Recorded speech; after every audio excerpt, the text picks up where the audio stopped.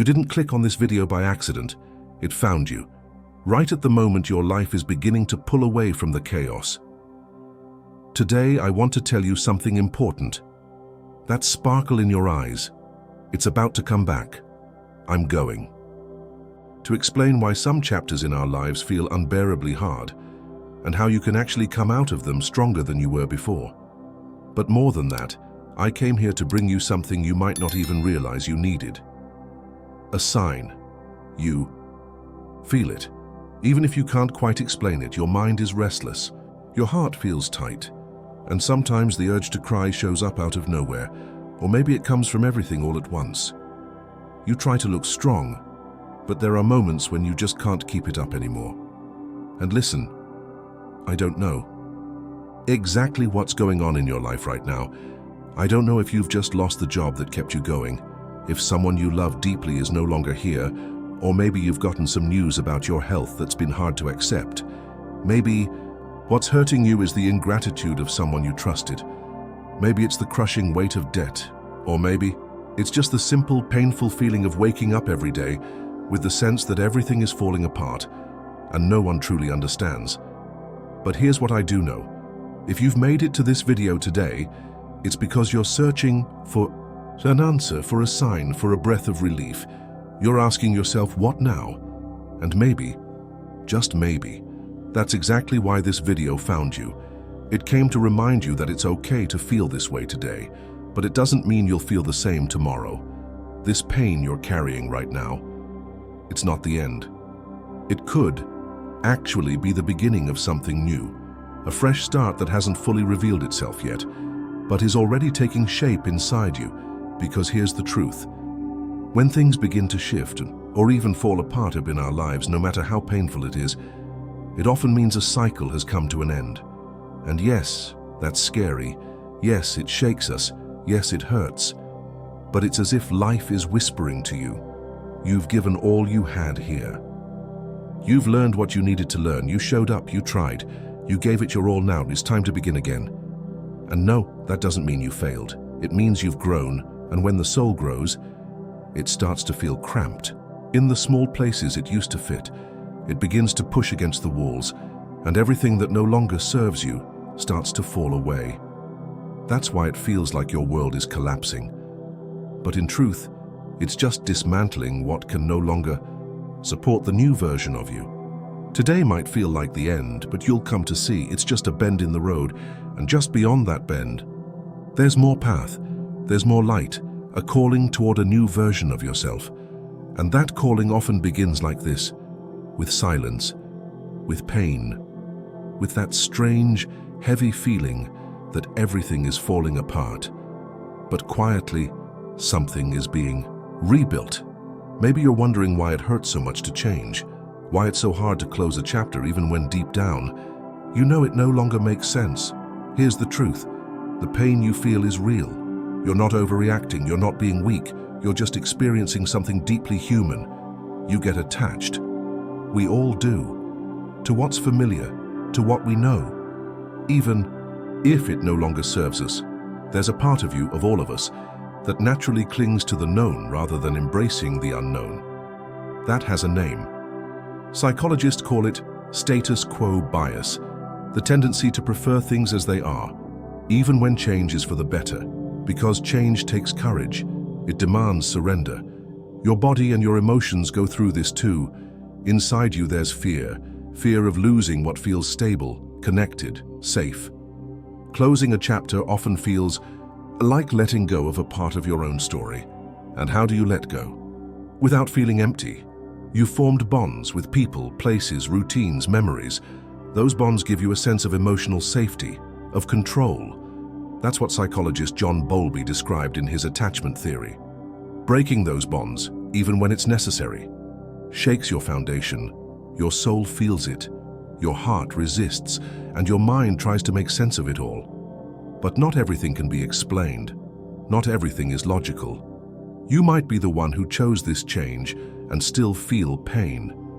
You may have ended a toxic relationship, walked away from a job that no longer fit, moved to a new city, and still you grieve.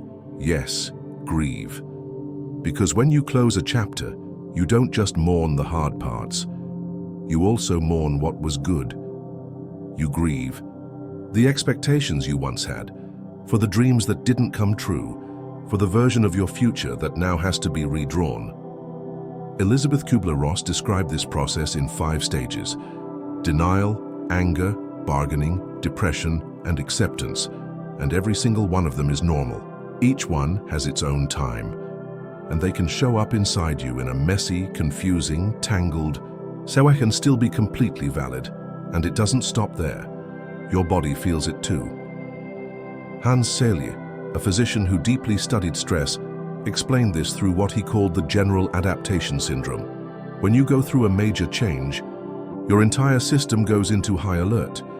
You might feel extreme fatigue, insomnia, anxiety attacks, mental fog, or random bursts of irritability.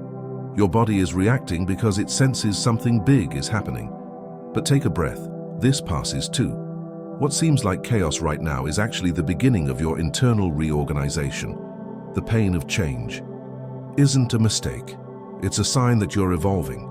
It means you're outgrowing the tight spaces you once fit into, and you're reaching for something that aligns more deeply with who you truly are.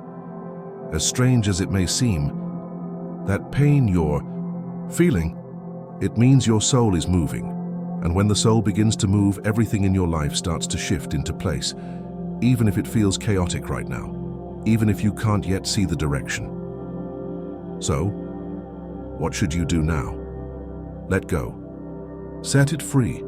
It's human nature to cling to what's familiar, even when it hurts, because the unknown can be terrifying. That's why one of the very first steps in closing a chapter is to release the past, to make space for what's trying to arrive. When we hold on too tightly to something, we create a kind of emotional dependency that blocks us from living new experiences. It's not about detaching completely from your emotions. Healthy attachment allows us to cherish what we have, but it's about not letting that attachment become so overwhelming that it turns into something harmful. Something that prevents you from letting go of what has already ended, and from opening the door to what's next. Letting go also means trusting that what is true remains, even when something leaves. It is an invitation to inner freedom. It's like you are removing heavy blankets of energy that were suffocating you, to then breathe again with lightness. Analyze what happened and take stock. To consciously close a chapter in your life, you need to face what happened with honesty and maturity. Taking stock doesn't mean reliving the pain. It means processing what's left, understanding the lessons, and turning confusion into clarity. You can write, you can meditate, you can talk to someone you trust. But what matters most is asking yourself, what did this chapter teach me? What did I gain? What drained me? What's worth carrying forward? That kind of reflection is like an energetic cleanse. You start peeling away the layers of what once was, until only what still resonates with your new self remains. Learn from your mistakes, even though the unknown can feel terrifying, and even though your mistakes might look like failures, know they're actually small, powerful lessons that build resilience. If you want to close emotional cycles in a meaningful way, you need to learn from the things that went wrong, because your mistakes help shape emotional and mental strength. They teach you how to overcome challenges, how to adapt, and how to face what's ahead with more confidence. Mistakes also shine a light on the areas where we can grow. By reflecting on them, you can figure out what skills you could have used better and start building those skills for the road ahead. They help you become more capable, more aware, and more prepared to step into new horizons. And when it's time to close a chapter, mistakes teach us humility. They remind us that we're imperfect, and that's okay.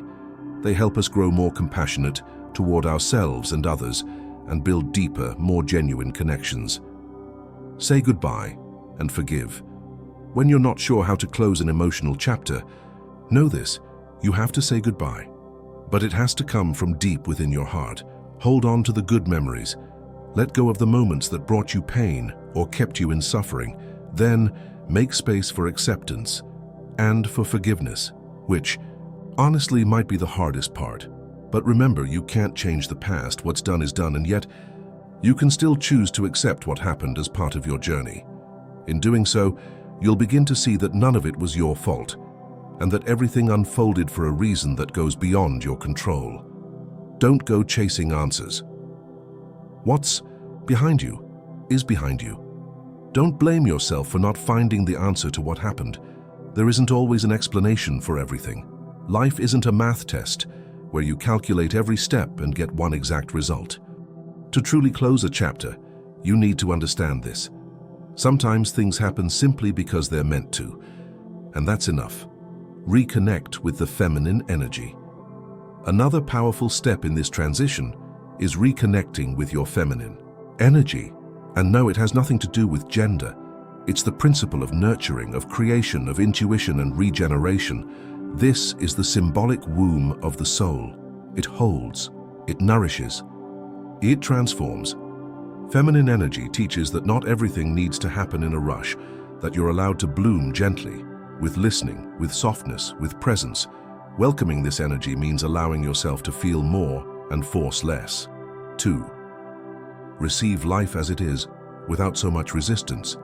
You can activate this energy through gentle practices like herbal baths, silent walks in nature, healing circles with others, intuitive movement and dance, heart-centered meditations, or simply by giving yourself permission to rest, to reflect, to breathe. Mantras and intention. The vibration of the words you speak holds more power than you realize. That's why healing mantras can be deeply transformative during this phase of your life. They help align your energy with the truth of your soul, and they gently clear away the mental fog caused by fear and attachment. Try repeating simple mantras like, I release what no longer belongs to me. I open myself to the new with trust. I forgive myself, and I forgive others. All is well. Everything is flowing. These mantras become anchors in the midst of transition, and the more you repeat them, with presence, with intention, the more your vibration naturally begins to rise. And if you've listened this far, it's because deep down you already feel it. A new path is beginning to open. Yes, it's true. The darkest part of the night has already passed.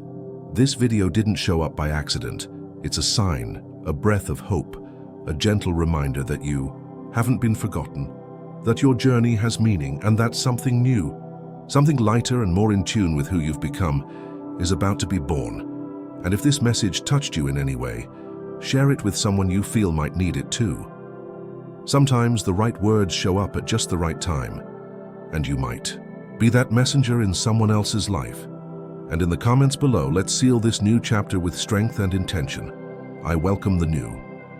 Write it with your heart wide open, because when you speak with faith, the universe listens. And if you want to keep receiving messages like this, subscribe to the channel, tap the notification bell, and walk with us on this journey of healing, light, and rebirth. You are ready, and the new is ready.